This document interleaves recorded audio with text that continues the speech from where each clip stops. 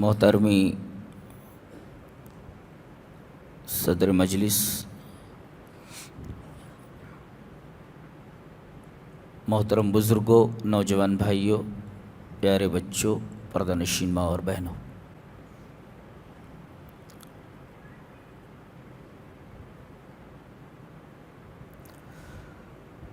ہر آدمی کا ایک ہی مقصد ہے،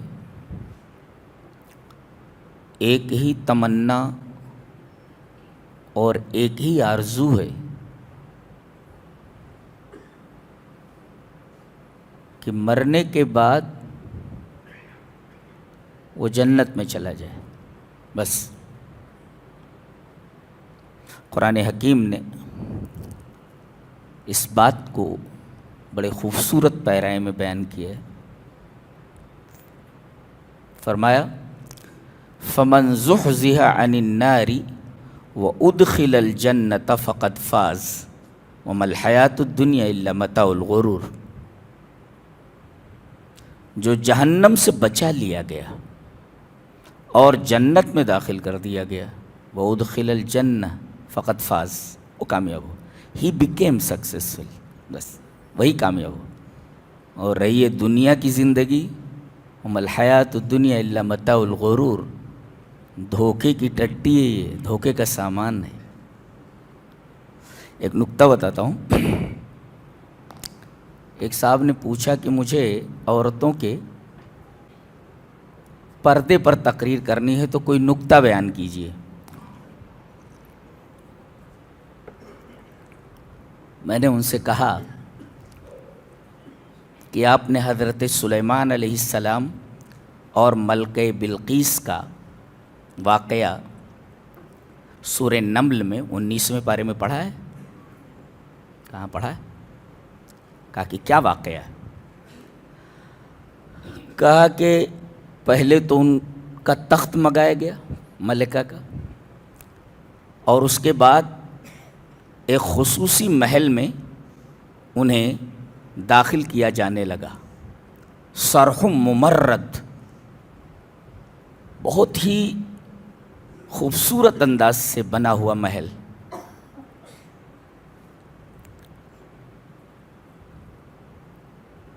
ملکہ جب محل میں داخل ہونے لگی، اللہ نے فرمایا کہ فَكَشَفَتْ عَنْ سَاقَيْهَا، فرش اتنا چکنا تھا کہ شہزادی کو لگا کہ پانی ہے، تو اس نے اپنی پنڈلی کھول دی۔ فَكَشَفَتْ عَنْ سَاقَيْهَا، میں نے کہا اللہ نے یہ نکتہ بیان فرمایا ہے یہاں کہ جو شہزادیاں ہوتی ہیں ان کے کپڑے مکمل ہوتے ہیں، ان کی پنڈلیاں کھلی نہیں ہوتی، ڈھکی ہوئی ہوتی، یہ شہزادیوں کے لباس ہے۔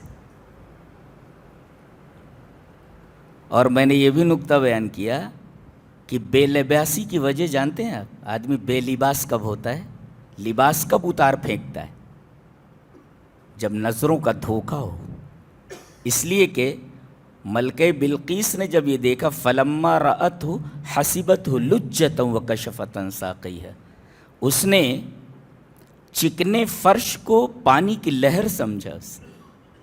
ظاہر ہے کہ وہاں پانی تو ہے نہیں، نظروں کا دھوکہ تھا، اور اس نظروں کے دھوکے کی وجہ سے اس نے اپنی پنڈلی کھول دی۔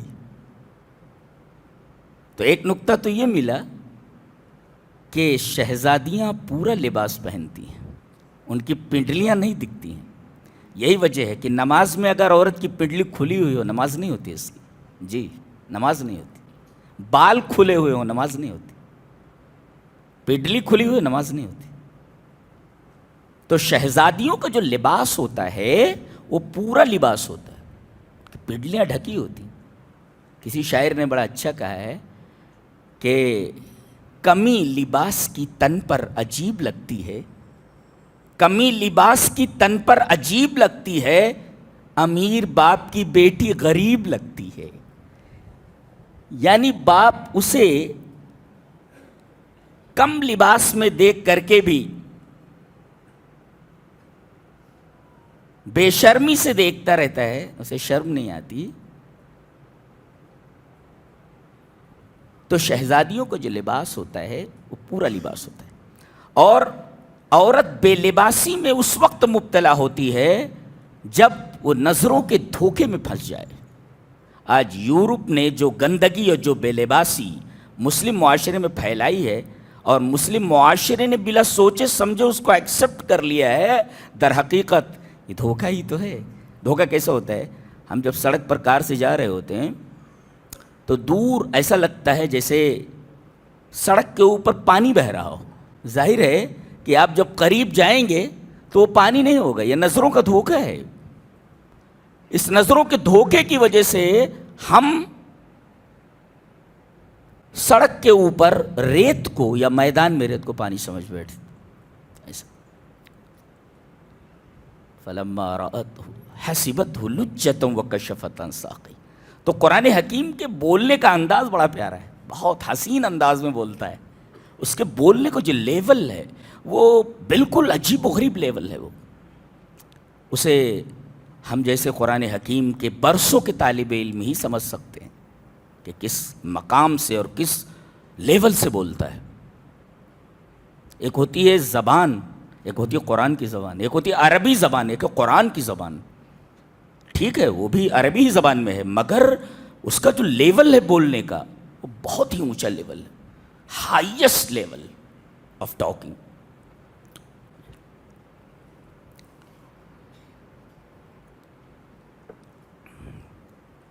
تو جیسے اصل کامیابی بتائی گئی کہ جہنم سے بچا لیا جائے اور جنت میں داخل کر دیا جائے، اور جس میں وہ پھنسا ہوا ہے وہ دھوکے کا سامان ہے. وہ میں نے کہا دھوکہ کیسے ہوتا ہے؟ آدمی کچھ کا کچھ سمجھ لیتا ہے، ہوتا کچھ ہے سمجھ کچھ لیتا ہے. وہ یہ سمجھتا ہے کہ دنیا ہی سب کچھ ہے، حالانکہ ایسا نہیں ہے. ایک دن اس دنیا سے اسے چلے جانا ہے، چند گز کفن کے علاوہ کچھ نہیں لے جاتا. تو یہ متاع الغرور ہی تو ہے، دھوکے کا سامان ہی تو ہے. اللہ.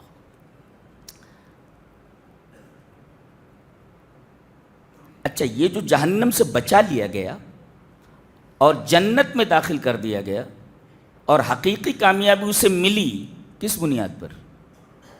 بھئی کوئی بنیاد ہوگی نا. کس وجہ سے جہنم سے بچا لیا گیا اور کس وجہ سے ایک آدمی جہنم سے نہیں بچایا گیا؟ یہ تو نا، ایک آدمی جہنم میں گیا اور ایک آدمی جہنم سے بچا لیا گیا. ایک آدمی جنت میں داخل کر دیا گیا، ایک آدمی جنت سے محروم کر دیا گیا.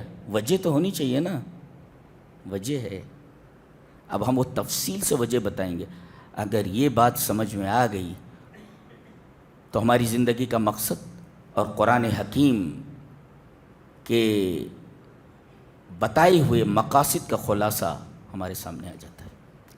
خطبہ مسنونہ کے بعد جو میں نے آیت تلاوت کی ہے وہ وجہ بیان کرتی ہے. من عمل صالحا، یا اس آیت کے پہلے، اس آیت سے پہلے ایک اور آیت پڑھ لیتے ہیں. وَمَن يَعْمَلْ مِنَ الصَّالِحَاتِ وَهُوَ مُؤْمِنٌ فَأُولَٰئِكَ يَدْخُلُونَ الْجَنَّةَ وَلَا يُظْلَمُونَ نَقِيرًا. جو آدمی نیک عمل کرے گا ایمان کے ساتھ، فَأُولَٰئِكَ يَدْخُلُونَ الْجَنَّةَ، یہ جنت میں داخل ہوگا اور جہنم سے بچا لیا جائے گا. تو بنیاد کیا ہے؟ عمل. اب اس آیت کریمہ پر آتے ہیں جو ہم نے خطبہ مسنونہ کے بعد تلاوت کی. من عمل، ابھی ہم صالحن کو بعد میں لیتے ہیں، پہلے ہم عملہ دیکھتے ہیں. عملہ جس نے عمل کیا. کہیں کہیں آتا ہے فعل کیا، اور کہیں کہیں کہتا عملہ عمل کیا. تو کہتے ہیں یہ فعل برا ہے. ہم بولتے ہیں نا ارے بھائی کیسا برا فعل ہے یہ. ہم یہ بھی بولتے ہیں کیسا برا عمل ہے یہ. تو کبھی ہم کہتے ہیں یہ فعل برا ہے اور کبھی کہتے ہیں ہم کہ یہ عمل برا ہے. تو فعل میں اور عمل میں کیا فرق ہے وہ دیکھ لیتے. پہلے دو آیتیں پڑھتے ہیں. اور عجیب بات تو یہ ہے کہ دونوں کا سینس ایک ہی ہے، دونوں آیتوں کا. یہ لیول بتا رہا ہوں میں قرآن حکیم کا، اور جو اس موضوع سے متعلق بھی ہے. کیا؟ وَلَمَّا دَخَلُوا عَلَىٰ يُوسُفَ آوا الیہ اخاہ،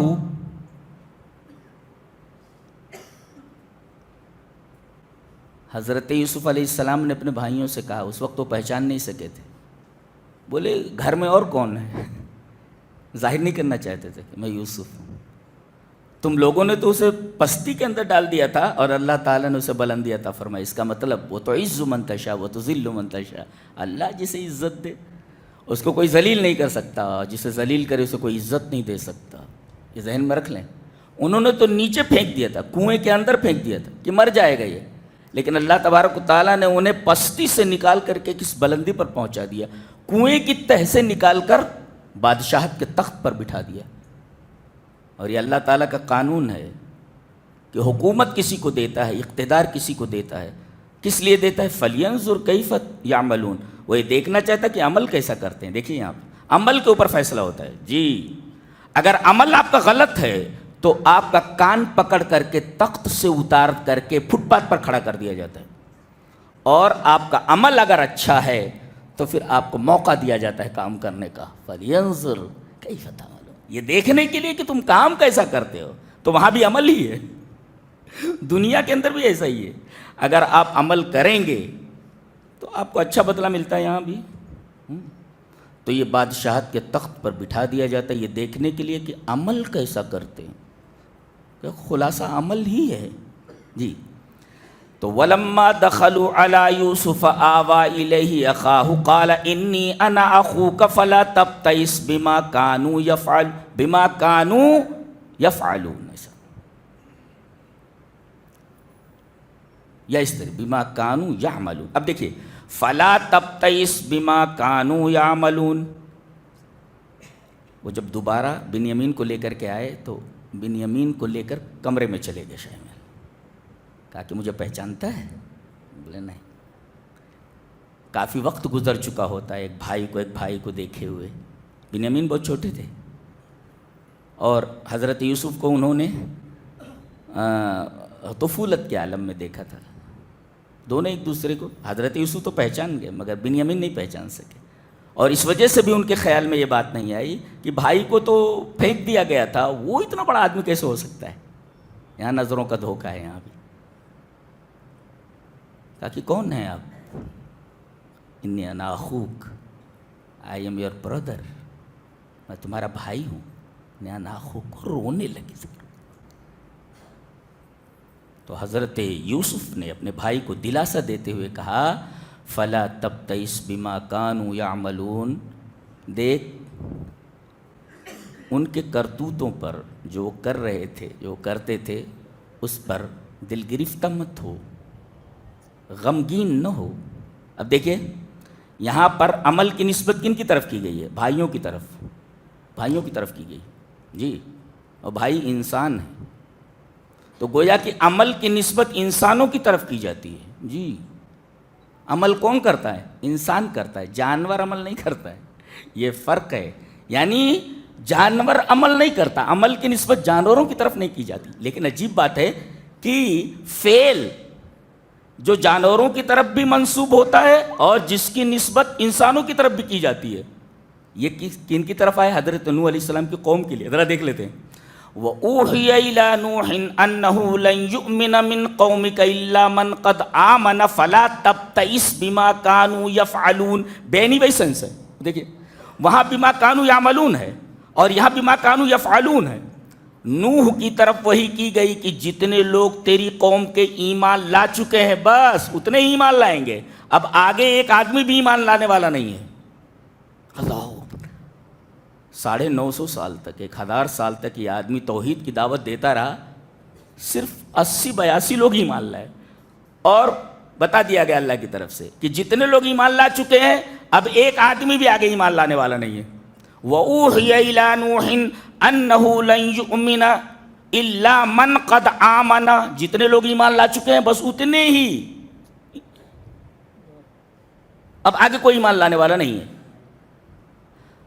دلاسا دیا جا رہا ہے۔ وہاں حضرت یوسف نے اپنے بھائی بنیامین کو دلاسا دیتے ہوئے کیا کہا؟ فَلَا تَبْتَئِسْ بِمَا كَانُوا يَعْمَلُونَ، عمل کی نسبت ان کے بھائیوں کی طرف، یہاں نوح علیہ السلام کی قوم کی طرف نسبت کرتے ہوئے فعل لایا گیا، عمل نہیں لایا گیا. فلا تبتئس بما كانوا يفعلون، فعل کی نسبت جانوروں کی طرف کی جاتی ہے. گویا اگر آدمی ایمان اور عمل صالح سے محروم ہو جائے تو اس کا شمار انسانوں میں نہیں ہوتا، جانوروں میں ہوتا ہے. جی جی بہت خوش نصیب ہیں آپ لوگ کہ آپ لوگوں کو جانوروں کے زمرے سے نکال کر کے، جانوروں کے گروہ سے نکال کر کے انسانوں کے گروہ میں کھڑا کر دیا گیا ہے. آپ جانور نہیں، آپ انسان ہیں. آپ یہ اللہ تبارک و تعالیٰ کی سب سے بڑی رحمت ہے آپ کے اوپر کہ آپ کو جانوروں کی صف میں لا کر نہیں کھڑا کیا گیا. اس لیے کہ جو ایمان نہیں لاتے انہیں کہا گیا ہے یفعلون، یہ فعل جانوروں کی طرف منسوب کیا جاتا ہے. وہاں دیکھو عمل ہے اور اسنس وہی ہے. فلا تبتئس بما كانوا يعملون اور فلا تبتئس بما كانوا يفعلون. کم سے کم انہوں نے ایک گناہ کیا تھا لیکن مومن تھے، وہ بھائی سب ایمان والے تھے، کافر نہیں تھے. وہ یوسف علیہ السلام کے جو بھائی تھے ان سے خطا ہوئی تھی، یوسف کے ساتھ انہوں نے غلط سلوک کیا تھا لیکن ایمان والے تھے، نبی کے بیٹے ہیں وہ لوگ. لیکن یہ لوگ انہوں نے ایمان ہی قبول نہیں کیا، لہذا وہاں یعملون کہا گیا، عمل کو انسانوں کی طرف منسوب کیا گیا. اور یہاں سینس وہی ہے، فلا تبتئس بما كانوا يفعلون، فعل کو منسوب کیا گیا ہے ان لوگوں کی طرف، نوح کی قوم کے ان لوگوں کی طرف جو ایمان نہیں لائے. یعنی جو ایمان نہ لائے اور عمل صالح نہ کرے اس کا شمار انسانوں میں نہیں کیا جاتا، وہ جانور ہے، جانوروں کی صف میں. یہ قرآن حکیم کا لیول ہے بولنے کا. دیکھیں سینس ایک ہی ہے نا. فلا تب دیکھ لیجیے آپ، فلا تبتئس بما كانوا يعملون فلا تبتئس بما كانوا يفعلون. فرق ہونا چاہیے نا دونوں میں. فرق سمجھ میں آیا نا؟ ہاں. تو یہ فعل اور عمل میں فرق سمجھ میں آیا. یہاں کیا ہے؟ من عمل. عمل کس کو بولتے ہیں؟ عمل کہتے ہیں کہ عمل الشیء باستمرار، to do anything continuously. کسی چیز کو مسلسل اگر آپ کریں گے تو وہ عمل ہے. اگر ایک بار آپ کر لیتے ہیں تو عمل نہیں ہے، وہ فعل ہے. وہ یہ فرق ہے. دوسرا، اگر ایک بار کرتے ہیں لمرۃ واحدہ هو الفعل، اگر ایک بار کرتے ہیں تو فعل ہے، اور اگر مسلسل کرتے ہیں آپ تو وہ عمل ہے. تو گویا کہ عمل الشیء باستمرار، to do anything continuously, مسلسل کسی چیز کو کرنے کو عمل بولتے ہیں. اس کا مطلب ہے ایک مرتبہ نماز پڑھنے سے کام نہیں چلے گا، وہ عمل نہیں ہے. ایک مرتبہ قرآن حکیم آپ پڑھ لیں تو وہ عمل نہیں ہے، وہ فعل ہے، وہ عمل نہیں ہے. وہ عمل کرنے کے لیے کہا گیا. ومن عمل، فعل نہیں کہا گیا ہے.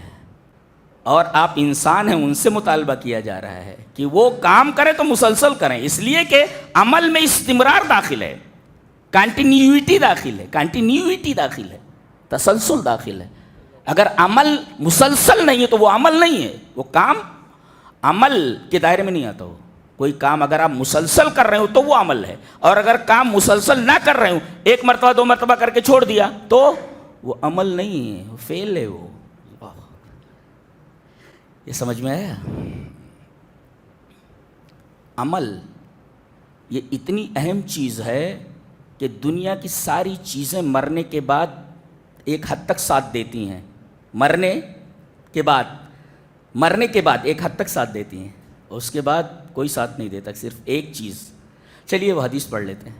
حدیث اس طرح: وعن عبد اللہ بن ابی بکر قال سمعت انس بن مالک یقول قال رسول اللہ صلی اللہ علیہ وسلم یتبع المیت ثلاثة فیرجع اثنان ویبقى واحد یتبعہ اہلہ ومالہ وعملہ فیرجع اہلہ ومالہ ویبقى عملہ. رواہ مسلم فی کتاب الزہد. حضرت امام مسلم رحمہ اللہ اس حدیث کو ایسے ہی کتاب الزہد میں لائے. حضرت انس بن مالک فرماتے ہیں کہ میں نے نبی پاک صلی اللہ علیہ وسلم کو یہ فرماتے سنا کہ میت کے ساتھ تین چیزیں چلتی ہیں. دیکھو مر گیا نا، یہ مر گیا، مرنے کے بعد اب لے جا رہے ہیں اس کو آخری قیام گاہ کی طرف. بلکہ یہ کوئی آخری قیام گاہ نہیں ہے، بلکہ وہ ایک اسٹاپ ہے بیچ میں، وہ عارضی اسٹاپ ہے، اور پھر اس کے بعد اسے آخری منزل کی طرف جانا ہے. تو اسے اس مقام تک پہنچانے کے لیے تین چیزیں چلتی ہیں. یتبعہ، نبی کریم صلی اللہ علیہ وسلم نے فرمایا تین چیزیں چلتی ہیں میت کے. یتبع المیت ثلاثۃ مانے تین. تو فیرجع اثنان وَيَبْقَى واحد. دو چیزیں لوٹ آتی ہیں، تیسری جاتی. چلتی تین ہیں مگر قبرستان سے دو چیزیں لوٹ آتی ہیں، ایک چیز جاتی ہے اس کے ساتھ. آپ نے فرمایا جاتی تو تین ہیں مگر لوٹتی دو ہیں، ایک اس کے ساتھ چلی جاتی ہے. کیا؟ یتبعہ اہلہ ومالہ وعملہ. میت کے پیچھے چلتے ہیں اس کے اہل و عیال، بھائی ہے، بیٹا ہے، رشتہ دار ہیں، اور مالہ. عجیب بات تو یہ ہے کہ یہ جو مال ہے جس کے پیچھے انسان زندگی بھر حرام حلال کی تمیز کیے بغیر پیچھے پڑا رہتا ہے، یہی سب سے پہلے اس کا ساتھ چھوڑ دیتا ہے. بنگلہ بولتا ہے بڑی محنت سے تو نے بنایا، نکل لے میں یہاں سے. ارے کہتے جلدی سے نکالو بھائی، گھر گندا ہو جائے گا، سڑ جائے گی لاش. اللہ، اتنی بے وفا ہے دنیا ہے، جی بے وفا ہے، بے وفا ہے. جس کے لیے سب کچھ قربان کر دیا سب سے پہلے ساتھ چھوڑ دیتا ہے. جا تجوری مال کی بولتی ہے میں 1 انچ ہٹنے والی نہیں ہوں، نکل لے، نکل لیتا. اس کے بعد بیچارے جن کے پیچھے آدمی نے اپنے خون کا قطرہ قطرہ لگا دیا، بیٹی ہے، بیٹے ہیں، ان کی شادیاں ہیں، ان کی پڑھائی ہے، لکھائی ہے، یہ رسم وفا نبھاتے ہیں تھوڑا سا، یہ قبرستان تک چلے جاتے ہیں. کہتے ہیں ابا اب ہم بھی لوٹ رہے ہیں، ہم آپ کے ساتھ نہیں جا سکتے. منو من مٹی کے نیچے سے دبا دیا جاتا ہے، اب وہاں اس کا عمل آ جاتا ہے. سب لوگ ساتھ چھوڑ چکے نا. جس چیز پر تو نے دھیان نہیں دیا تھا، جو اصل تھا، وہ میں ہوں، وہ تیرے ساتھ ہوں، گھبرا نہیں. اگر نیک عمل کر کے گیا ہے پھر وہ روشنی ہے آپ کے لیے، قبر سب کچھ ہے. کسی بنگلے سے خوبصورت ہے جی، کسی بنگلے سے خوبصورت ہے. اللہ. تو دو چیزیں لوٹ آئیں اور آخری چیز گئی، عمل. تو یہ جانے والی ہے. تو اللہ فرما رہا وہ کرو نا، من عامل، عمل کرو نا. اس آدمی نے عمل کیا جو ساتھ جانے والا ہے. ساری چیزیں تو چھوڑ کر کے آ جا رہی ہیں، واپس آ جا رہی ہیں، ایک چیز جا رہی ہے نا. وَيَبْقَى وَاحِدٌ وَيَبْقَى عَمَلُهُ. اس کا عمل اس کے ساتھ جا رہا ہے. یہ عمل کی اہمیت ہے جو جا رہا ہے. تو دو چیزیں معلوم ہوئی، عمل اور فعل کے درمیان فرق معلوم ہوا. اور عمل یہ آگے تک جاتا ہے، جنت تک جاتا ہے آپ کے ساتھ، آپ کا ساتھ نہیں چھوڑتا. جہنم تک جاتا ہے، آپ کا ساتھ نہیں چھوڑتا. اگر آپ نے برا عمل کیا ہے تو یہ وہاں تک جاتا ہے. یہ تو عمل اور فعل کے درمیان فرق اور عمل کی اہمیت معلوم ہے کہ وہی جاتا ہے. اچھا، آپ کے کام آنے والا عمل کون سا ہے؟ صالح. عمل کے اندر صالحیت اگر نہیں ہے تو آپ کا یہ عمل آپ کے کوئی کام آنے والا نہیں. آپ کتنا ہی عمل کر ڈالیں اگر صالح نہیں ہے، اسی وجہ سے کہا گیا ومن عمل صالحا. عمل کیسا ہونا؟ صالح ہونا. یہ ایک اور قید ہے آگے، صالح ہونا. یہ صالح کیا ہوتا ہے؟ یہ صالح ایک ایسی چیز ہے کہ ہر نبی نے دعا کی ہے. حضرت ابراہیم دعا کر رہے رب ہب لی حکما والحقنی بالصالحین. اے میرے رب مجھے حکمت عطا کر اور مجھے صالحین کے زمرے میں کر دے، صالحین کے ساتھ کر دے. اللہ کا خلیل تمنا کر رہا ہے کہ مجھے صالحین کے ساتھ، صالح عمل کرنے والوں کے ساتھ ملا دے. یہ دیکھیں کتنی عجیب بات ہے. اللہ کا خلیل دعا کر رہا ہے کہ صالحین کے زمرے میں انہیں کر دیا جائے. حضرت یوسف جن کا تذکرہ بھی ہوا وہ دعا کر رہے ہیں توفنی مسلما والحقنی بالصالحین. وہی ہے والحقنی بالصالحین. میرے رب موت دینا تو اسلام کے اوپر دینا. یہ بڑی زبردست موت ہوتی ہے آدمی کی. مرتے تو سبھی ہیں، حقیقی مرنا وہی ہے، اسلام کے اوپر مر جانا. توفنی مسلما، میرے رب مجھے موت دینا تو اسلام کے اوپر دینا. اور بھئی خطبہ مسنونہ میں ہمیشہ پڑھائی جاتا ہے یا ایھا الذین آمنوا اتقوا اللہ حق تقاتہ ولا تموتن الا وانتم مسلمون. اس میں ایک سبب بھی بیان کر دیا گیا ہے. ہر آدمی چاہتا ہے کہ میری موت کس کے اوپر ہو؟ اسلام پر. ولا تموتن الا وانتم مسلمون، نہ مرو مگر مسلمان ہو کر. تو گویا کہ موت ہونی چاہیے اسلام کے اوپر. ہر آدمی چاہتا ہے اسلام کے اوپر موت ہو. سبب کیا کرے کہ اسلام کے اوپر موت ہو؟ بتایا گیا اتقوا اللہ حق تقاتہ. اللہ سے اسی طرح ڈرو جس طرح ڈرنے کا حق ہے. ایک ہے ڈرنا، ایک ہے اس طرح ڈرنا جیسا کہ اس کے ڈرنے کا حق ہے اس سے ڈرنا۔ آج یہی ڈر ختم ہو گیا ہے۔ جو اختلافات ہیں نا، ہم لوگوں میں شیطان توحید کے راستے سے نہیں، اختلاف کے راستے سے گھس گیا ہے، اور ہم اس کو سمجھ نہیں پا رہے ہیں۔ ضرورت ہے کہ اس اختلاف کو اور دلوں کی اس دوری کو ختم کیا جائے۔ جانتے ہیں کتنی بڑی چیز ہے؟ مشہور حدیث ہے وہ کہ نبی اکرم صلی اللہ علیہ وسلم نے ارشاد فرمایا، کیا میں تمہیں ایک ایسا عمل نہ بتا دوں جو نماز یعنی نفل نماز سے بہتر ہے، صدقے سے بہتر ہے، روزوں سے، نفلی روزوں سے افضل ہے؟ کہا کہ اللہ کے رسول ضرور بیان فرمائیے۔ کہا کہ اصلاح ذات البین، اگر لوگوں کے درمیان دلوں میں دوریاں پیدا ہو گئی ہوں، ان کو کوشش کرو، اپنا کام کرو، ان کو جی اپنا کام کیجیے آپ۔ تو بہت بڑی بات ہے یہ۔ تو تمنا کی حضرت ابراہیم نے صالحین کے ساتھ، صالح عمل کرنے والوں کے ساتھ مجھے ملا دے۔ حضرت یوسف دعا کر رہے ہیں، توفنی مسلما والحقنی بالصالحین۔ اس کا مطلب صالحین، صالح عمل کرنے والے بہت بڑے لوگ ہوتے ہیں، بہت بڑے لوگ ہوتے ہیں۔ اگر ابراہیم خلیل اللہ دعا کر رہے ہیں کہ ان کے زمرے میں انہیں شامل کر لیا جائے، اس کا مطلب صالحیت بہت بڑی چیز ہے نا جی۔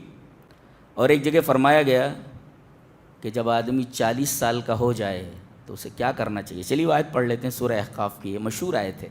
وَوَصَّيْنَا الْإِنسَانَ بِوَالِدَيْهِ إِحْسَانًا حَمَلَتْهُ أُمُّهُ كُرْهًا وَوَضَعَتْهُ كُرْهًا وَحَمْلُهُ وَفِصَالُهُ 30 شهرا حَتَّى إِذَا بَلَغَ أَشُدَّهُ وَبَلَغَ 40 سَنَةً۔ 40 کا مطلب ہوتا ہے 40، سنہ مانے سال، 40 سال کا ہو جائے۔ پہلے یہ کہا گیا ہم نے حکم دیا ہے انسانوں کو کہ اپنے والدین کے ساتھ حسن سلوک کریں، باپ کے ساتھ، ماں کے ساتھ۔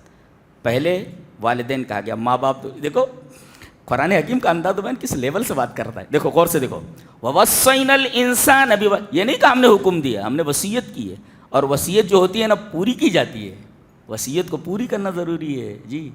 اور اللہ وصیت کہہ رہا ہے، اللہ کی وصیت کو تو بردرجہ اولا پورا کرنا چاہیے۔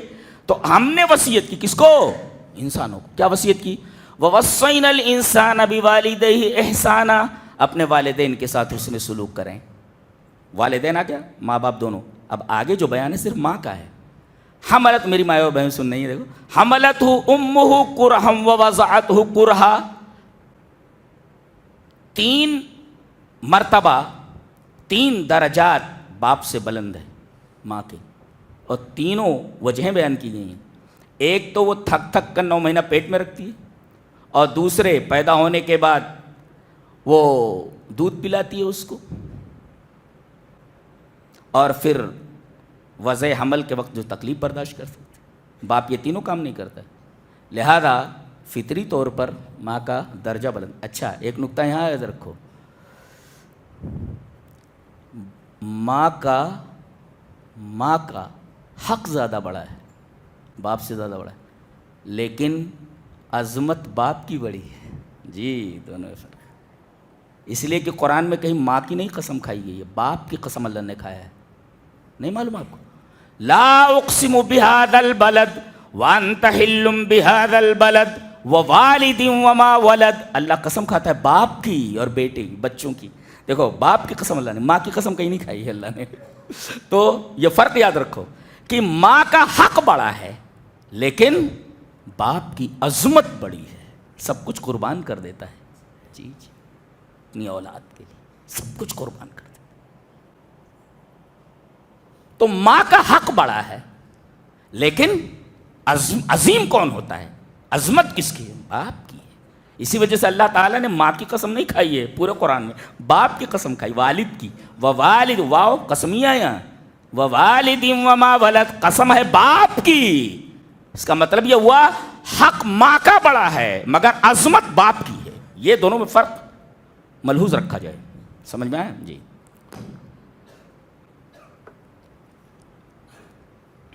اس کے بعد فرمایا گیا حتی اذا بلغ اشدہ، جب جوان ہو جائے، وبلغ 40 سنہ، اور 40 سال کا ہو جائے، تو کیا کرنا چاہیے؟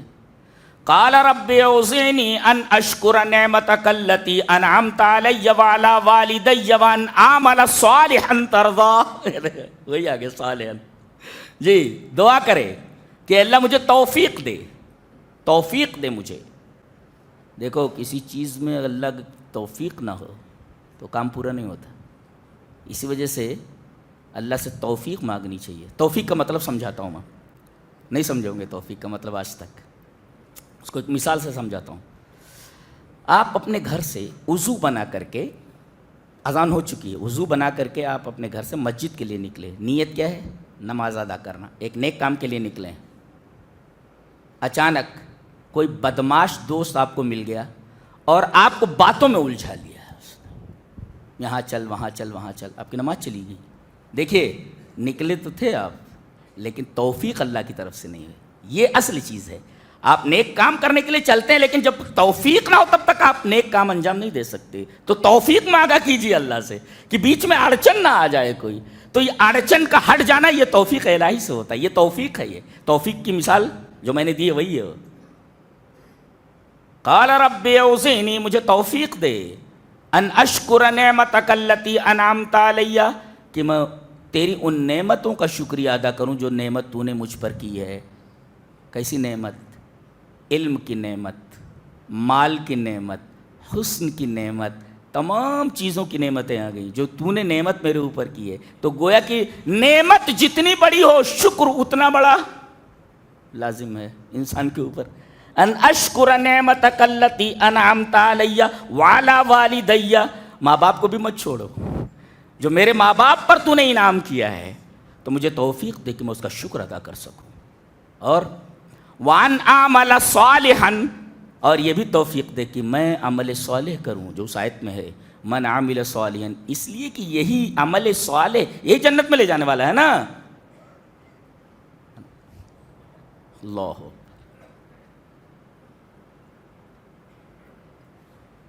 اور فرمایا وَأَصْلِحْ لِي فِي ذُرِّيَّتِي, یہی نہیں کہ میں صالح ہوں بلکہ میری اولاد, میری ذریت کے اندر بھی صالحیت, فی ذریتی, صالحیت میں ان میں داخل کر دے. سو فی ہے وہاں پر.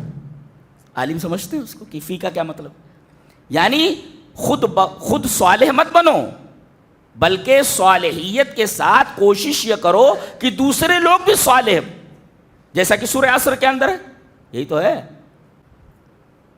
والعصر ان الانسان لفی خسر الا الذین آمنوا وعملوا الصالحات وتواصوا بالحق وتواصوا ایمان, عمل صالح اور حق جو آپ کو پہنچا ہے, ایمان جو پہنچا ہے دوسروں تک پہنچانا, اس کی وصیت کرنا. جی تو من عمل صالحا, پہلے حدیث پڑھ لیتا ہوں, اس کے بعد بہت عجیب و غریب نکتہ, شاید آپ نے سنا نہ ہو, اس لیے کہ ہم روز وہی پڑھتے ہیں لیکن کبھی دھیان نہیں گیا. میں پڑھ لیتا ہوں پہلے. بخاری رحمہ اللہ اس حدیث کو کتاب الصلاۃ میں لائے ہیں, بخاری شریف میں, امام بخاری. پہلے حدیث پڑھ لیتے ہیں. ان شقیق ابن سلمۃ قال قال عبد اللہ رضی اللہ تعالی عنہ كنا اذا صلینا خلف النبی صلی اللہ علیہ وسلم قلنا السلام علی جبریل و میکائیل السلام علی فلان و فلان فالتفت الینا رسول اللہ صلی اللہ علیہ وسلم فقال ان اللہ هو السلام فإذا صلى أحدكم فليقل التحيات لله والصلوات والطيبات والسلام عليك أيها النبي ورحمة الله وبركاته السلام علينا وعلى عباد الله الصالحين فإذا قلتموها أصابت كل عبد لله صالح في السماء والأرض وأشهد أن لا إله إلا الله وأشهد أن محمدا عبده ورسوله رواه البخاری في کتاب الصلاة. میں نے پوری روایت بخاری کو ایسے ہی پڑھ دی ہے جیسے یہ. حضرت عبداللہ رضی اللہ, عبداللہ جب خالی نام ہے تو عبداللہ ابن مسعود مراد ہوتے ہیں. تو حضرت عبداللہ ابن مسعود فرماتے ہیں کہ ہم لوگ جب نماز پڑھتے تھے نبی کے پیچھے تو ہم لوگ کیا بولتے تھے؟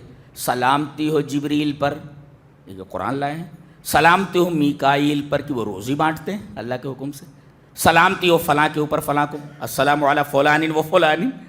تو رسول اللہ صلی اللہ علیہ وسلم نے ہماری طرف توجہ کی اور کہا ان اللہ هو السلام, اللہ سلام ہے, تم کو یہ سب کہنے کی ضرورت نہیں ہے. جب تم نماز پڑھو تو تحیات میں جب بیٹھو, تشہد میں بیٹھو تو یہ پڑھو. کیا آپ نے پھر تحیات سکھائی, کہا کہ جب یہ تحیات پڑھو گے فَإِذَا قُلْتُمُوهَا, تو اس میں یہ بھی السلام علینا وعلی عباد اللہ الصالحین. تو جب فَإِذَا قُلْتُمُوهَا, جب یہ پڑھو گے تم تشہد میں, تو اصابت کل عبد للہ صالح فی السماء والارض, تو جتنے بھی بندے آسمان اور زمین میں نیک ہیں، صالح ہیں، سب کو یہ دعا پہنچ جائے گی۔ ہم لوگ کیا بولتے ہیں، مولانا جا رہے ہیں آپ، جی ذرا میرے لیے دعا کرنا۔ دعا کروانے کی ضرورت نہیں، ٹھیک ہے کہہ دیجئے، مومن کی دعا ایک دوسرے کے لیے کاربند جو ہے سود مند ہے، ایک مومن کے لیے دعا کرے، بڑی اچھی بات ہے۔ اور مسافر ہو تو اس سے کہہ دینا چاہیے کہ سفر میں تیری دعا قبول ہوتی، میرے لیے دعا کر، ٹھیک ہے وہ۔ لیکن اس سے بہتر یہ ہے کہ آپ خود صالح بن جائیں نا، اس لیے کہ جب صالح بن جائیں گے تو کتنی بڑی فضیلت ہے کہ جتنے مسلمان نماز پڑھ رہے ہیں سب آپ کے لیے دعا کر رہے ہیں۔ معمولی بات ہے یہ، اللہ اکبر۔ صالحیت کتنی جاندار چیز ہے۔ اگر آپ صالح بن گئے تو گویا کہ اب اتنے لوگ ہیں، سارے لوگ نماز پڑھ رہے ہیں، السلام علینا وعلی عباد اللہ الصالحین، کتنی بڑی بات ہے یہ تمام۔ اور جس نے یہ پڑھا تو آسمان اور زمین میں اللہ کے جتنے عبد صالح ہیں، اپنے صالحین جتنے بھی سب کو یہ دعا پہنچ جاتی۔ گویا کہ ہر نمازی صالح کے لیے دعا کرتا ہے، تو صالح بنو نا، کسی سے دعا کرانے کی کیا ضرورت ہے، خود صالح بن جاؤ نا۔ یہ بخاری شریف کی روایت ہے۔ میں قرآن کی آیت کو اور حدیث کو دوسرے زاویے سے دیکھا کرتا ہوں، میں سرسری طور پر کسی چیز کو نہیں پڑھتا، میں میری عادت نہیں ہے وہ جی، اس لیے کہ قرآن ایک قانون ہے اور نبی کریم صلی اللہ علیہ وسلم کی احادیث بھی قانون ہے، لہذا بہت غور سے قانون کو بہت غور سے پڑھا جاتا ہے، سطحی طور پر قانون کو نہیں پڑھا جاتا۔ تو گویا یہ اعزاز ہے بہت بڑا صالح کے لیے، عبد صالح کے لیے، کہ ہر نمازی اس کے لیے دعا کرتا ہے، ہر نمازی اس کے لیے دعا کرتا ہے۔ اچھا ایک نکتہ اور بھی کہ زمین میں جتنے ہیں ان کو یہ دعا پہنچتی ہے، آسمان میں بھی، فرشتوں کے لیے بھی دعا ہے یہ، اللہ، فرشتے ہمارے لیے دعا کرتے ہیں جواباً، ہر نماز میں ہم ان کے لیے دعا کرتے ہیں، اس لیے کہ فی السماء والارض ہے، آسمان میں کون ہے، ہم تھوڑی ہیں، آسمان میں تو فرشتے ہیں، گویا کہ یہ دعا ان کے لیے بھی ہے، وہ بھی عباد صالح ہیں، اللہ کے عباد مکرمون ہیں، ان کے بارے میں تو سورہ انبیاء میں کہا کہ عباد مکرمون ہیں، بڑے معزز بندے ہیں یہ، اور جو معزز ہوتا ہے بہت نیک ہوتا ہے، مکرم ہے وہ، اللہ کے نزدیک کریم ہے وہ، تو ان کو بھی، یعنی وہ ہمارے لیے دعا کر رہے ہیں، ہمارے لیے دعا کر رہے ہیں۔ ارے آپ تو دیگر فرشتوں کو چھوڑیے، جو عرش کو اٹھائے ہوئے ہیں وہ ہمارے لیے دعا کرتے ہیں۔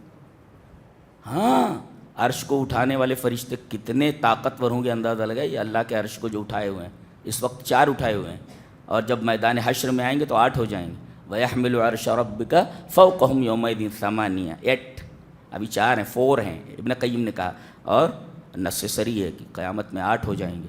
اب یہ جو عرش کو اٹھائے ہوئے کتنے طاقتور ہوں گے، اندازہ لگائیے آپ، اور یہ اللہ کے کتنے قریب ہیں، یہ ان سے زیادہ قریب کون ہے جو عرش کو اٹھائے ہوئے ہیں، ان کی طاقت دیکھے کہ عرش کو اٹھائے ہوئے ہیں، اور ان کی قربت دیکھے کہ اللہ کے کتنے قریب ہے، کہ اللہ کے عرش کو اٹھائے ہوئے جس پر وہ مستوی ہے، عرش کو اٹھائے ہوئے کیا دعا کرتے ہیں، الذین یحملون العرش ومن حولہ یسبحون بحمد ربہم ویؤمنون، اور ایمان، وَيَسْتَغْفِرُونَ لِلَّذِينَ آمَنُوا، ایمان والوں کے لیے، توبہ کرنے والوں کے لیے یہ استغفار کی دعا کرتے ہیں کہ اللہ انہیں ان کے گناہوں کو معاف کر دے۔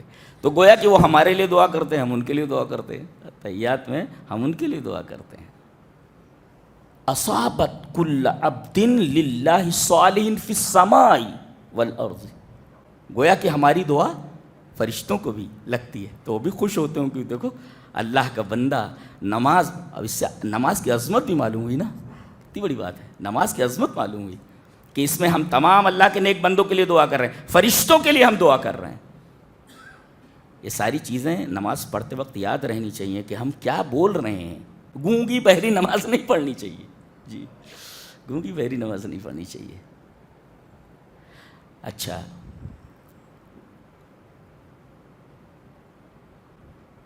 اگر صالح ہے بچہ تو مرنے کے بعد وہ جتنی نیکیاں کرے گا بغیر اس کی نیکیوں کا ثواب کم کیے آپ کو اس کی نیکیوں کا ثواب ملتا رہے گا۔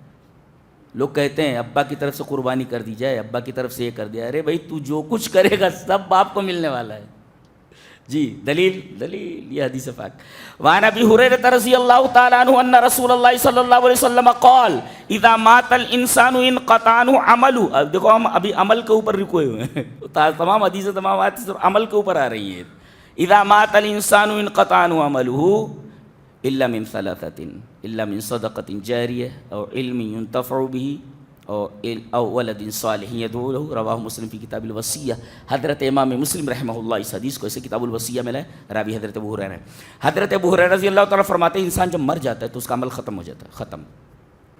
عجیب بات ہے، اللہ کے رسول یہ فرمائیں کہ انسان جب مر جاتا ہے تو اس کا عمل ختم ہو جاتا ہے۔ لوگ قبروں پہ جا کر کہتے ہیں بگڑی بنائیے حضرت وہ کیا کر سکتے؟ اللہ کے رسول نے فرمایا اس کا عمل ختم ہو گیا، اس لیے کہ جب وہ کچھ کرے گا آپ کے لیے تو عمل ہو جائے گا نا، مرنے کے بعد کوئی عمل نہیں کر سکتا۔ کاش اس حدیث پر لوگ عمل کر لیتے، سمجھ لیتے اس کو کہ مرنے والا کچھ نہیں دے سکتا، اس لیے کہ اس کا عمل ختم ہو گیا۔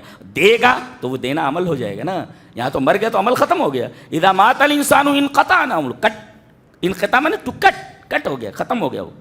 انقطع عمله الا من ثلاثۃ، مگر تین چیزیں مرنے کے بعد بھی پہنچتی رہتی ہیں، ختم نہیں ہوتی وہ۔ صدقہ جاریہ، وہ آپ کا کیا ہوا ہے، آپ نے جو کیا ہے صدقہ وہ پہنچ رہا ہے نا۔ مسجد آپ نے بنوا دی، اسی طریقے سے جو ہے مسجد میں کوشش کی آپ نے، اس طرح مدرسہ بنوا دیا، کوئی سرائے بنا دی، کوئی اور کام کر دیا، کوئی کنواں کھودوا دیا، صدقے جا، کوئی کتاب جو ہے اللہ کی کتاب، کوئی تفسیر کی کتاب ہے خرید کر کے بٹوا دی، کوئی چیز کروا دی، یہ سب ساری چیزیں ہیں۔ وہ ایک تفصیلی حدیث میں اس طرف جانا نہیں چاہتا، اس میں یہ بھی مصحفاً ورثہ، یعنی قرآن کو لے کر کے لوگوں کے درمیان بانٹ دینا، ایسے یہ بھی ہے۔ تو اچھی کتابیں بھی اسی دائرے میں آ گئیں، خرید کر بٹوا دینا، تو یہ پہنچتی رہتی ہے اس کا ثواب۔ اور دوسرا ثواب علم چھوڑ کر کے گیا ہے جس سے لوگ فائدہ اٹھا رہے ہیں۔ اور تیسرے ولد صالح دیکھیں ولد خالی نہیں ہے، ولد کا صالح ہونا ضروری ہے، تب اس کی دعا پہنچے، اس کا فائدہ ہے۔ جی دیکھیں صالحیت، یعنی قبر میں آپ پہنچ گئے، حشر تک، جنت کے دروازے تک یہ صالحیت آپ کا پیچھا کرنے والی ہے۔ جی او ولد صالح یدعو لہ۔ حضرت موسیٰ علیہ السلام اپنے شاگرد یوشع ابن نون کو لے کر کے خضر کے پاس گئے۔ ایک دفعہ تقریر کی انہوں نے، تقریر بہت خوبصورت تھی۔ کسی نے کہا کہ لگتا ہے آپ، تقریر اتنی شاندار ہے، انت عالم اہل الارض، پوری دنیا میں آپ سے بڑا کوئی عالم نہیں ہے۔ حضرت موسیٰ نے فرمایا ہاں بالکل، مجھ سے بڑا کوئی عالم نہیں۔ اللہ تبارک، ٹھیک ہے ان سے بڑا کوئی عالم نہیں تھا، یہ سچ ہے، لیکن اللہ تبارک تعالیٰ کو یہ ادا پسند نہیں آئی۔ کہا کہ میرا ایک بندہ مجمع البحرین پر رہتا ہے، دو دریاؤں کے سنگم پر، جا مل، جو معلوم ہو جاتا ہے علم کس کو کہتے ہیں۔ یہ گئے، بتا دیا گیا کہاں ملیں گے، وہ مچھلی جو بھونی ہوئی تھی وہ نکل کر کے چلی گئی زنبیل میں سے۔ قرآن بھی عجیب بات کرتا ہے، سائنس وائنس سے پرے کی چیز ہے یہ، جو اس کا لیول ہے سائنس سے اونچا لیول ہے اس کا۔ جی سائنس بہت اونچا لیول ہے اس کا، سائنس وائنس کچھ نہیں اس کے سامنے۔ جی سائنس کچھ نہیں اس کے سامنے، بچہ ہے سائنس جو بات کرتا ہے، بہت ہائیسٹ لیول ہے قرآن حکیم کی بات کا، اور اس کے اندر جو باتیں بیان کی گئیں، بہت اعلیٰ کتاب، بہت اعلیٰ کتاب۔ اس کے بولنے کی اسٹائل، اس کے بات کرنے کا انداز، سب ایوری تھنگ از ہائیسٹ۔ بہت عجیب و غریب۔ پہنچے، السلام علیکم، وعلیکم السلام۔ کون؟ بولے موسیٰ۔ بولے کون موسیٰ؟ وہ کہتے خضر کو جو علم غیب تھا، حضرت موسیٰ کو نہیں پہچان پا رہے ہیں۔ کون موسیٰ؟ بولے موسیٰ بنی اسرائیل۔ اچھا اچھا اچھا، بنی اسرائیل کا موسیٰ ہو، ٹھیک ہے۔ دیکھو کہتے ہیں کہ ان کو سب کچھ معلوم ہے، بولے میرے موکل بتا دیتے ہیں، ارے یہاں خضر کو کچھ معلوم نہیں ہے کہ کون ہے یہ موسیٰ۔ یہ عقیدہ ہے اس کو، یہ عقیدہ ہے۔ جی کہ کون؟ موسیٰ بنی اسرائیل۔ کس لیے آئے ہو؟ بولے آپ کے پاس جو اللہ نے علم دیا ہے وہ سیکھنے کے لیے آیا ہوں۔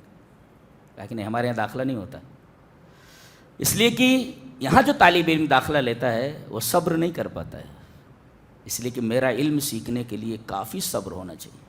کہا کہ نہیں بالکل بھی نہیں، انشاءاللہ میں صبر کروں گا، اور لا آسی لک امرا، میں آپ کے کسی بھی بات کی مخالفت نہیں کروں گا، نافرمانی۔ چلو بھائی لے لیے۔ اب یہ پہلا اسٹیپ ہے، وہ ایک کشتی جا رہی ہے، اب وہ کشتی پر بیٹھ گئے، دیکھا کہ مولوی وولوی بیچارے غریب وریم میں بغیر پیسہ لیے، چلو اتار دیتے ہیں باہر۔ اب انہوں نے کیا کیا، حضرت خضر نے اس کے تختے توڑنے لگے۔ حضرت موسیٰ نے دیکھا، ارے قال اخرقتها لتغرق اهلها لقد جئت شيئا امرا، ارے یہ کیا کر رہے ہیں آپ، ایک تو فری میں بٹھا لیے ہیں اور دوسرے جو ہے آپ ان کے تختے توڑ رہے ہیں۔ حضرت خضر نے کہا میں نے کہا نہیں تھا کہ بولنا نہیں، اور تم صبر نہیں کر سکو گے میرے ساتھ؟ کہا کہ معاف کر دیجیے۔ قال لا تؤاخذنی بما نسیت، بھول گیا میں، اب بھولی ہوئی چیز کے اوپر مواخذہ مت کیجیے۔ اس سے ایک نقطہ یہ ملا کہ اگر آدمی بھول کر نماز چھوڑ دیتا ہے، جب یاد آئے تو پڑھے گا تو قضا نہیں ہوگی، وہ ادا ہوگی، وہ اس لیے کہ بھول گیا ہے، بھول پر مؤاخذہ نہیں۔ قال لا تؤاخذنی بما نسیت، میں بھول گیا تو اس پر میرا مؤاخذہ مت کر رہا۔ کہا کہ ٹھیک ہے چلو۔ اب وہ گئے دریا کے اس پار گئے، ایک بستی تھی، ایک بچہ کھیل رہا تھا، پکڑا، اس کی منڈی مروڑ دی، مر گیا وہ۔ ہاں بولے لقد جئت شیئا نکرا۔ امرا میں اور نکرا میں فرق ہے۔ امرا ایک ایسے نقصان کو کہتے ہیں جس کی ریپیئرنگ ہو سکے، اور نکرا کہتے ہیں ایسی خرابی کو جس کو ریپیئر نہ کیا جا سکے۔ وہاں نکرا لائے ہیں وہ کہ تو مر گیا، اب اس مرے ہوئے کو زندہ کیسے کیا جاتا ہے، ریپیئر تو نہیں ہوگا، لیکن کشتی اس کے لیے امرا کہا، یعنی ایسی خرابی جس کو ریپیئر کیا جا سکے، یعنی اس کو بنایا جا سکتا ہے لیکن مرے ہوئے کو زندہ کیسے کیا جائے۔ یہ قرآن حکیم کا لیول ہے دیکھو بولنے کا۔ وہاں کہا لقد جئت شیئا امرا، یہاں جب مر گیا تو کہا لقد جئت شیئا نکرا۔ آپ زبان دیکھ رہے ہیں، آپ زبان، یہ زبان بولتی ہے کہ محمد کا کلام نہیں ہے صلی اللہ علیہ وسلم، یہ کوئی عجیب ہستی ہے، اس کا کلام ہے یہ۔ قال الم اقل لك انك لن تستطيع معي صبرا، پھر بول پڑے، میں بولا نہیں تو صبر نہیں کر پاؤ گے۔ کہا کہ ٹھیک ہے، اب کے اگر میں بولا تو پھر ہٹا دیجیے گا۔ قال هذا فراق بینی و بینک۔ اب گئے، اب ایک بستی میں پہنچے، کھانا مانگے، اتنے بخیل تھے گاؤں والے، اس سے پتہ چلتا ہے کوئی مسافر گاؤں میں پہنچے تو پورے گاؤں والوں کے اوپر یہ فرض بن جاتا ہے کہ اس کو کھانا کھلائیں، وہ اپنی سبیل ہے، زکوٰۃ سے بھی پیسہ دیں اس کو اگر پریشان ہے تو۔ جی اب یہ گئے، کھانا مانگا تو کہا فاستطعما، دونوں نے کھانا مانگا۔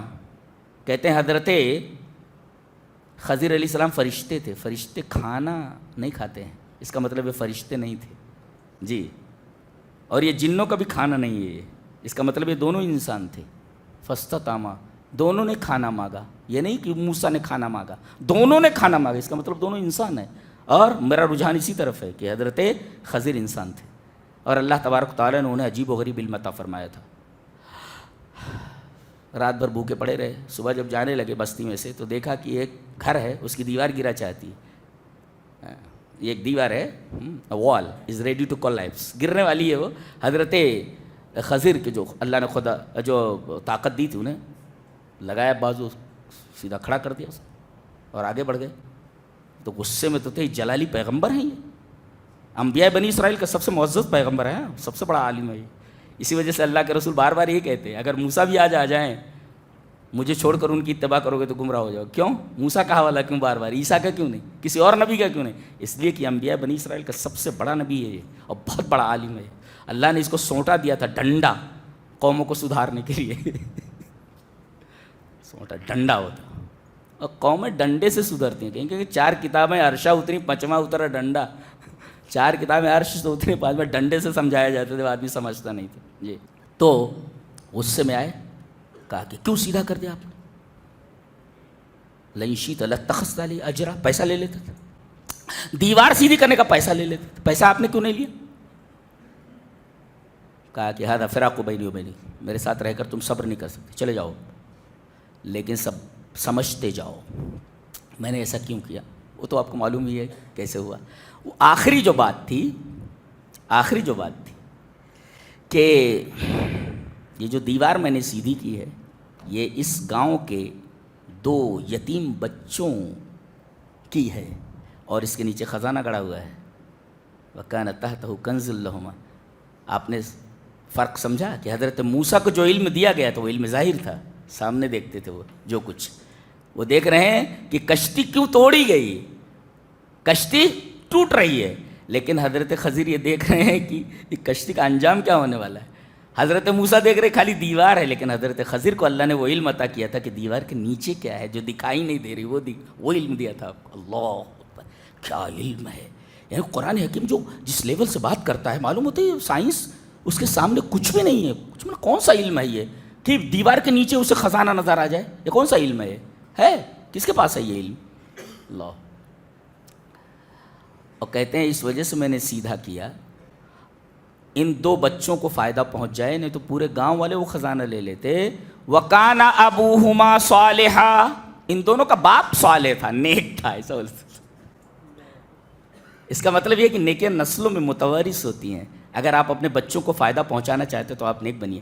کچھ لوگ کہتے ہیں بینک بیلنس چھوڑ جاؤ بچے آرام سے رہیں گے، آپ نیک بنیے، دیکھیے باپ کی نیکی کا فائدہ بیٹوں کو پہنچ رہا ہے، نہیں تو خزانہ پورے گاؤں والے لے لیتے تھے۔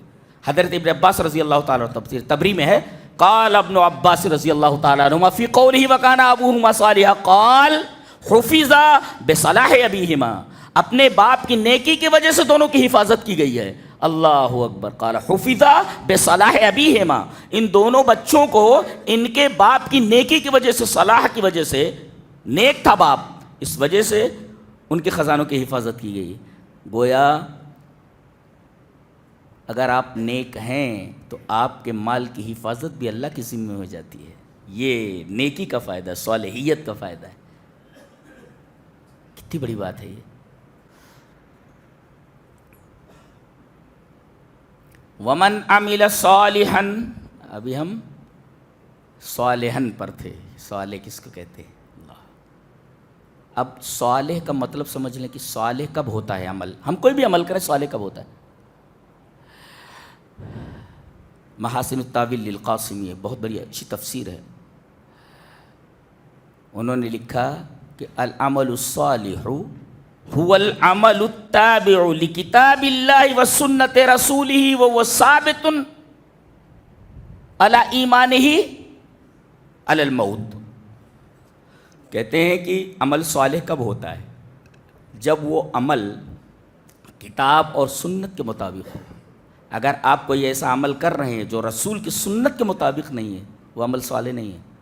اور اپنے ایمان پر ثابت ہو. اگر آپ کے پاس ایمان نہیں ہے تو عمل صالح نہیں ہوگا. اور مرنے تک وہ ایمان پر قائم ہو، تب جا کر کے اس کا عمل صالح ہوگا. اس لیے کہ اگر مرنے سے پہلے ہی اگر وہ مرتد ہو گیا تو اس کے سارے عمل ضائع ہو جاتے ہیں. گویا کہ زندگی بھر ایمان والا رہے اور مرے تو ایمان کے اوپر مرے نا. اگر ایمان سے پہلے وہ مرتد ہو جاتا تو اس کی ساری نیکیاں ضائع ہو گئیں. ایک بھی نیکی اللہ کے یہاں قابل قبول نہیں. تو موت بھی ایمان پر آنی چاہیے. دیکھیں ایک آدمی ایک عمل کرتا ہے زندگی بنوا سے. چلیے وہ حدیث پڑھ لیتے. وعن ابی ہریرہ رضی اللہ تعالی عنہ عن النبی صلی اللہ علیہ وسلم قال ان الرجل لیصلی 60 سنة وما تقبل له صلاة لعله يتم الركوع ولا يتم السجود ويتم السجود ولا يتم الركوع. رواه المنذری فی کتاب الترغیب والترہیب. ان کی جو حدیث کی کتاب ہے ترغیب و ترہیب، اس میں یہ حدیث لائیں اور علامہ البانی نے اس حدیث کو صحیح کہا ہے. تو حضرت ابو ہریرہ فرماتے ہیں ایک آدمی 60 سال تک نماز پڑھتا ہے. ان الرجل لیصلی 60 سنة، کتنے سال نماز پڑھی ہے؟ 60 سال، 60 ایئرس، 60 سال پڑھی. وما تقبل له صلاۃ، نکرہ تحت النفی ہے، ایک بھی نماز قبول نہیں ہوئی. وما نافیہ ہے اور صلاۃ نکرہ. وما تقبل له صلاۃ، ایک بھی نماز قبول نہیں ہوئی. واللہ پوچھ رہا ہے کہ نماز پڑھی؟ ہاں پڑھی. کتنے سال؟ اللہ کو معلوم ہے 60 سال. تیری اس میں تو ایک بھی نماز نہیں ہے، ایک بھی نماز نہیں. کیوں؟ اس لیے کہ نبی نے رکوع کا جو طریقہ بتایا ہے، سجدے کا جو طریقہ بتایا ہے، وہ طریقہ نہیں. وہ ٹھونگے مار رہا ہے، وہ کوے کی ٹھونگ مار رہا ہے. وہ رکوع اور سجدے کا حال یہ ہے، رکوع نہیں کر رہا ہے صحیح سے، سجدے نہیں کر رہا ہے. 60 سال کی نماز کے اوپر پانی پھیر دیا گیا، القت کر دیا گیا اس کو. اللہ دیکھ رہے ہیں آپ. اسی وجہ سے 60 سال کی عبادت کی کوئی اہمیت نہیں اللہ کی نگاہ میں، اس لیے کہ نبی کریم صلی اللہ علیہ وسلم کی سنت کے مطابق اس عمل کو نہیں کیا گیا. چلیے ایک حدیث اور دیکھ لیتے ہیں.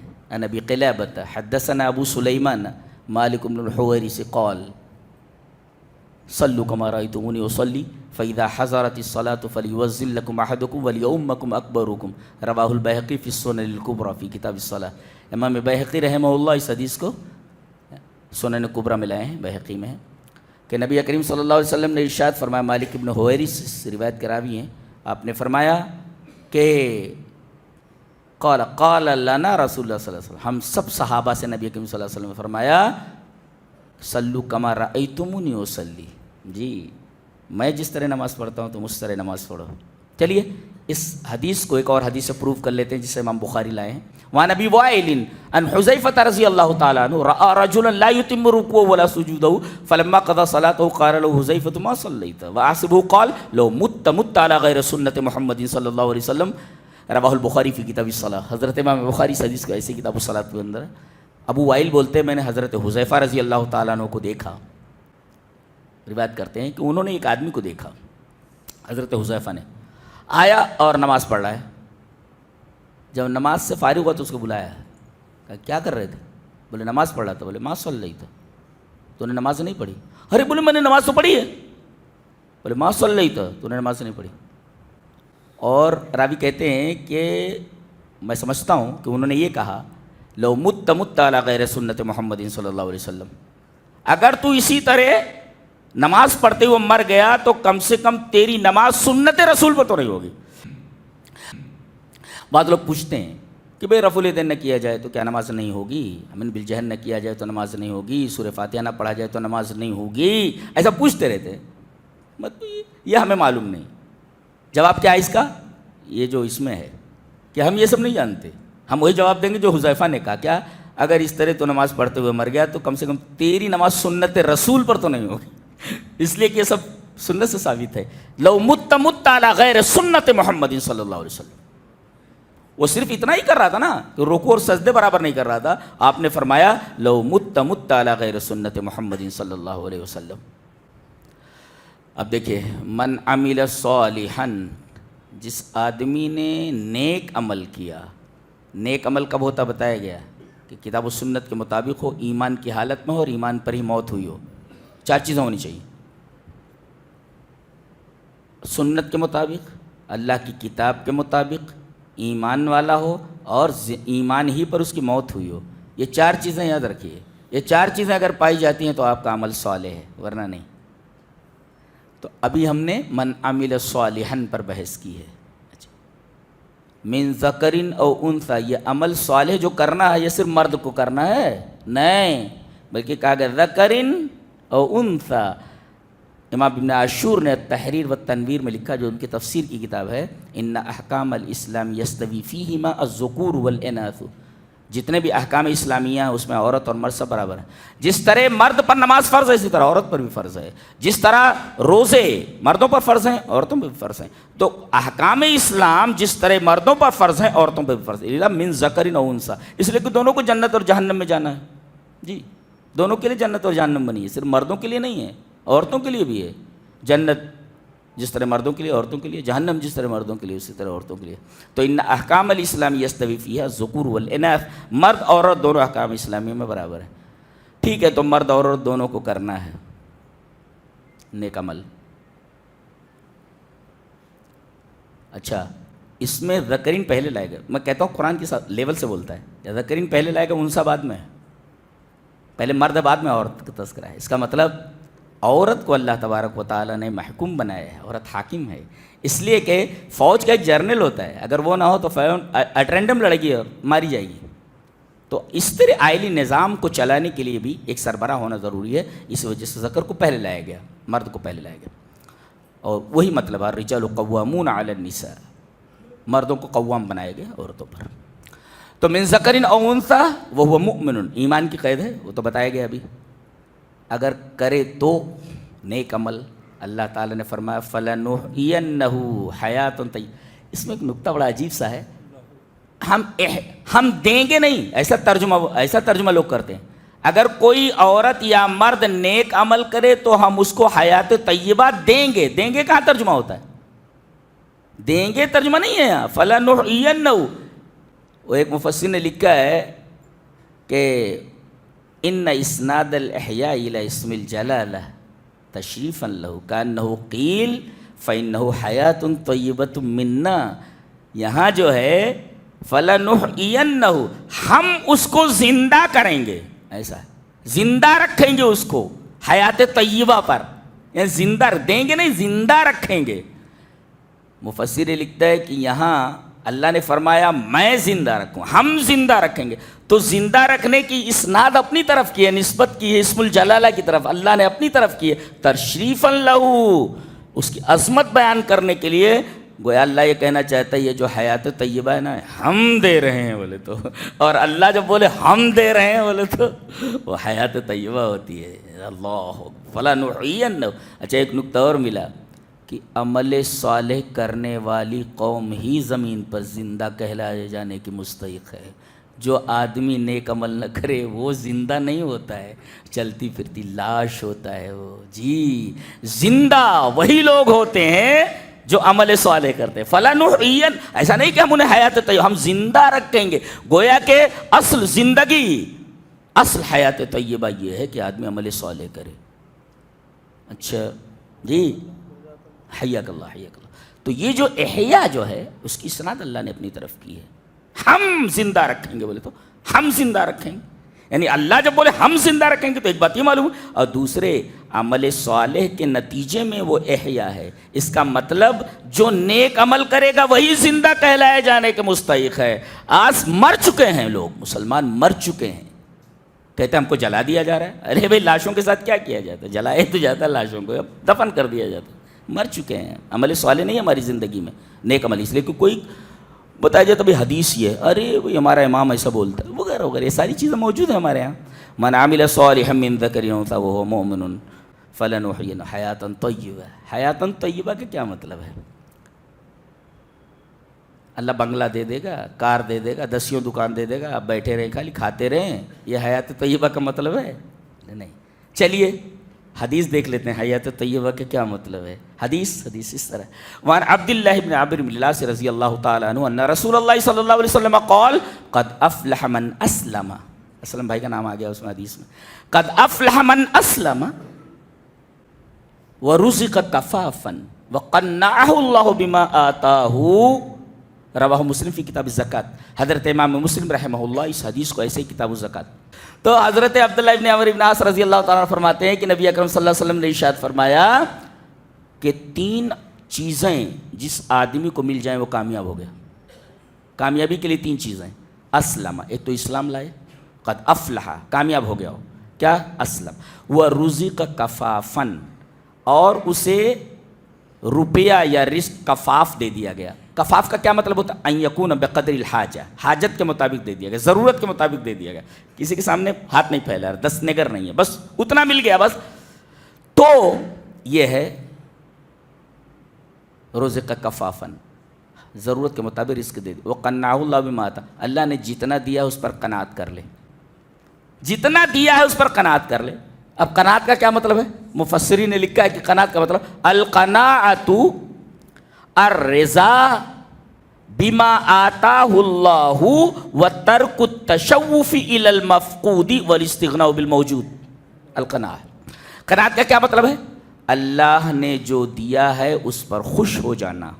10 روپیہ ملے تو خوش، 1000 روپیہ ملے تو خوش. اللہ نے جو دیا ہے الرضا بما آتاہ اللہ، اللہ نے جو اس کو دیا. وترک التشوف الی المفقود، جو نہیں ملا ہے اس کو ایسے نہ گھور، ارے ہم کو کیوں نہیں ملا، اس سے حسرت پیدا ہوتی ہے دل، جو آدمی کو لے جاتی ہے ناشکری کی طرف.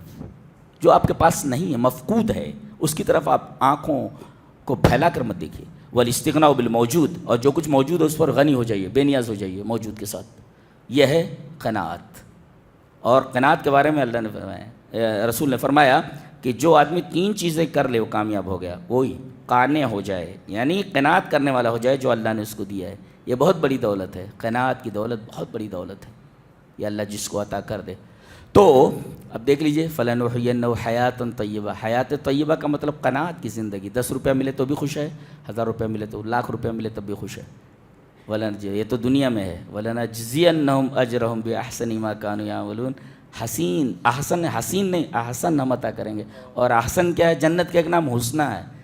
ٹوٹل حسین ہے، بیوٹی اس کا نام ہی ہے. آدمی سوچ بھی نہیں سکتا کہ جنت میں کیا ہے. اللہ اکبر. وہاں بڑھاپا نہیں ہے، ہمیشہ آدمی جوان رہے گا. وہاں کوئی بدصورت نہیں ہے، سب خوبصورت ہوں گے. وہاں بال نہیں ہے، جسم پر بال نہیں ہوگا کہیں بھی، سب بہت اور چٹے خوبصورت سب کے سب ہیں. کبھی ختم نہ ہو لے زندگی. عورتیں، بچے، جو کچھ آدمی چاہے گا ساری چیزیں موجود. تو آخرت کی زندگی بنا لو نا. یہ 60-65 سال کی زندگی لعنت بھیجو اس کے اوپر. اللہ تبارک و تعالیٰ جو ہے ہمیں آخرت کی زندگی میں کامیاب کر دے، در حقیقت وہی کامیابی ہے. فمن زحزح عن النار وادخل الجنة فقد فاز وما الحیاۃ الدنیا الا متاع الغرور. اللہ ہمیں عمل صالح کی توفیق عطا فرمائے. وآخر دعوانا الحمد للہ رب العالمین.